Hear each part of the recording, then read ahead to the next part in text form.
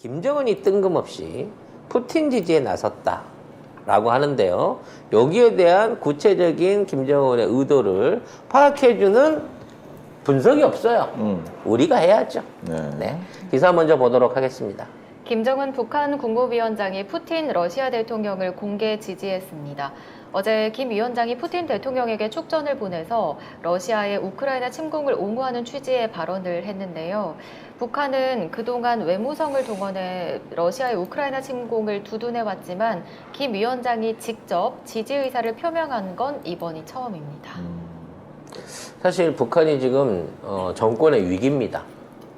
사실 지네 개인적인 경제력이나 국방력 또는 뭐 핵은 갖고 있다고 치더라도 국가의 자질과 능력을 봐서 솔직히 북한이 스스로 자립해서 살아남을 수 있는 방법은 사실상 전무합니다. 경제적으로도 전무하고 국방 안보 같은 것도 중국이나 러시아가 군사적 개입을 안 해준다고 치면 사실상 한국군이라든지 미군, 일본군한테도 대적할 수 없는 수준의 국방력이라고 봐야 돼요. 이거는 현대전에서 군인이 많다고 이길 수 없다는 걸 이번에 보여주지 않았습니까? 그렇죠. 어떠한 무장을 하고 있고 어떠한 전략과 최첨단 통신 장비들을 이용할 수냐에 따라서 이 전황의 상황은 완전히 달라집니다. 한때 뭐 재래식 무기라든지 군인의 수로 해갖고 북한을 세계 7대, 10대 군사 대국으로 인정하는 그런 분위기도 있었습니다만 핵을 제외한다고 하면 사실상 현재 북한의 군사력은 동남아 국가의 수준을 크게 못 벗어나고 있는 수준이라고 봐야 돼요. 우리가 봐주고 있는 겁니다. 자, 그런 상황에서 북한을 지지해주던 양축이 무너지고 있어요.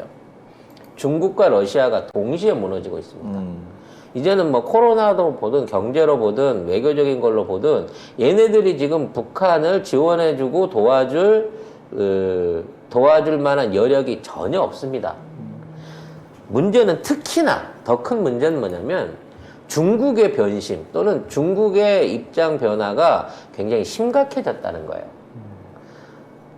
중국의 실질적인 권력이 시진핑이긴 하지만 시진핑이 지금 김정은 정권을 옹호해주지 않는다는 말씀 늘 드려왔어요.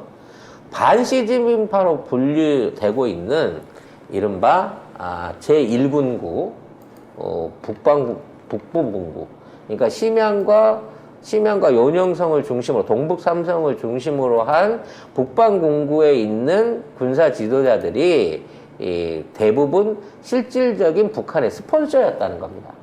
핵 개발을 비롯한 경제 교류가 전부 거기에서 이루어진 거지 시진핑이 지시해서 이루어진 게 전혀 없다는 거죠. 근데 시진핑이 최근에 권력 승계를 하기 위해서 이 북부군구를 완전히 괴멸을 시켰어요. 경제적으로도 그렇고 군사적으로도 그렇고 모든 지휘권을 사실상 다 뺏었다고 합니다. 이 북부중구가 가지고 있었던 가장 큰 전력은 중국의 통화 지역이라고 지금 연변 쪽에 있는 미사일 기지였어요. 중거리 미사일 기지가 그쪽에 집중돼서 배치돼 있었습니다. 근데 이거는 사실상 북한을 견제하는 남한을 견제하는 목적도 있습니다만 러시아를 견제하기 위한 수단으로 그쪽에 미사일 기지를 가지고 있었고 그 다음에 기갑병력들, 그러니까 중국이 가지고 있는 기갑병들이 압록강 주변에 주로 이제 배치를 하고 북한의 유사시 상황에 대비할 수 있게끔 준비가 돼 있었습니다. 근데 이 병력들이 최근 철수했다고 하는 게 공식적으로 확인이 됐어요. 이건 뭐냐? 지금 러시아하고의 관계가 애매하게 틀어지면서 그리고 인도를 비롯한 주변 국가들 또 카자흐스탄을 비롯한 쪽에서 계속해서 전선이 확대됨으로 인해서 그동안 한반도 북한을 지켜주기 위해서 견제적 병력으로 이용했던 것들이 전부 다 남반구 대만 주변으로 지금 다 흘러내려가고 있습니다. 이번에 상하이에서 봉쇄 사태가 생기고 광저우에서 봉쇄 사태가 생겼을 때 대규모의 기갑 병력들이 그쪽으로 내려갔습니다. 그 전력들이 지금 압록강 주변에 있던 전차들이 내려간 거예요. 이건 외계인만 가르쳐 드리는 겁니다. 헐. 그리고 중거리 미사일 주력 부대들이 전체는 아니지만 대부분 주력 부대들이 지금 대만을 겨냥할 수 있고 대만을 호위하기 위해서 접근할 수 있는 병력을 미국이나 미국의 우방국들의 전력을 견제하기 위해서 남부로 대거 이동했다라고 하는 첩보가 확인이 되고 있습니다. 이 얘기는 뭐냐? 북한에 대해서 그닥 더 이상 신경 써주지 않는다는 거예요. 이럴 때 만일에 만일입니다. 만일에? 윤석열이 선제 타격을 하거나 한미일군이 일본군이 자위대가 중심이 된 부대가 만일에 북한의 군사적 위협을 강하게 된다고 하면 중국이 예전처럼 무조건 파병해서 도와줄 수 있는 입장이 아니라는 겁니다. 대만의 발등에 떨어진 불이 있기 때문에. 반대로 러시아는 더더욱 힘들어지죠. 러시아는 아예 자기들 무기가 없어서 북한에 니들이 갖고 있는 무기를 내놔라. 우리가 새 거 개발하게 줄게라고 하는데 지금 어려운 살림에 이거라도 쥐고 있어야 전쟁 상황을 유지할 수 있는 북한이 이거를 쉽사리 꺼내줄 수가 없죠. 아무리 핵이 있다고 하더라도. 북한의 핵이 지금 발사체를 통해 가지고 핵으로서 기능을 하기 위해서는 탄도 소형화를 해야 되는데 아마 여기에 대한 탄도 소형화 아직 성공하지 못한 걸로 확인이 되고 있어요. 그러니까 그걸 하기 위해서는 ICBM 같은 커다란 발사체를 필요로 합니다. 2톤 이상의 이거를 싣고 가야 되기 때문에 그 등치가 큰 발사체를 필요로 한단 말이에요. 근데 이거는 북한이 만들어서 비축하고 있는 게 아니라 이런 걸 할 때마다 기존에 있는 로켓들을 모으고 액체 충전을 해야 되고 이걸 해야 되기 때문에 너무 빤히 보여요. 좀 무기로서 가치가 없는 거야. 지금 있는 핵무기는 북한이 모르게 만들어서 기습적으로 쏠 수 있는 형태의 개발 완성형이 아니에요.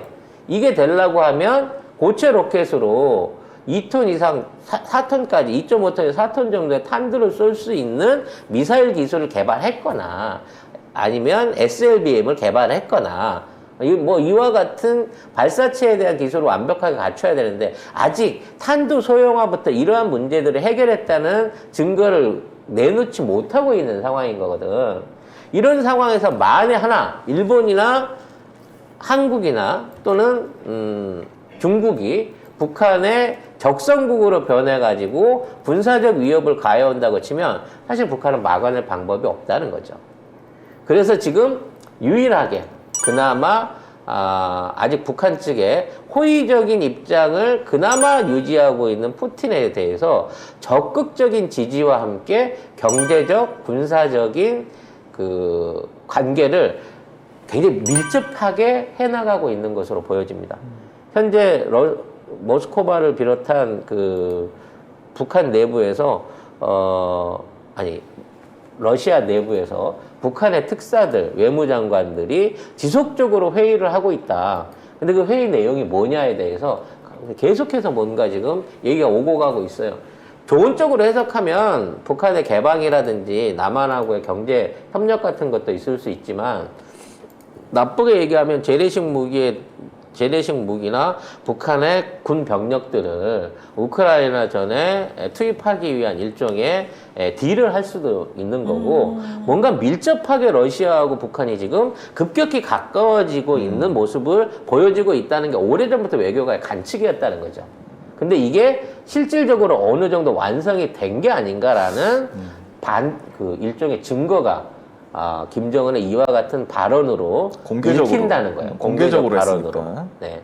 그래서 이런 발언에 의해서 우리는 우방국인 러시아를 돕기 위해서 파병할 수 있다라든지 무기 제공을 할 수 있다든지 러시아하고 이러한 형태의 군사동맹을 강화한다든지 하는 후속 발표가 이어질 수 있다는 겁니다.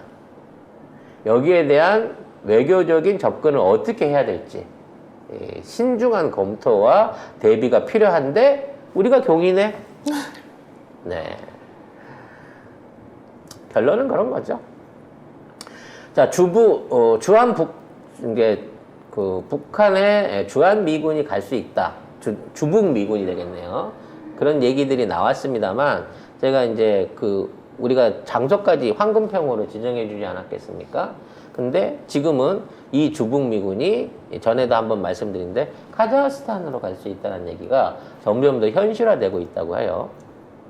이런 상황에서 아까 얘기한 대로 제2의 그러니까 트럼프를 빼고 바이든이 들어가서 제2의 북미 회담이 열린다고 한다고 치면 아까 우리가 방송 초반에 언급했던 것처럼 그 장소는 제3국인 싱가포르이 될 가능성이 있다라는 부분을 한번 생각을 해봐야 될 것 같습니다.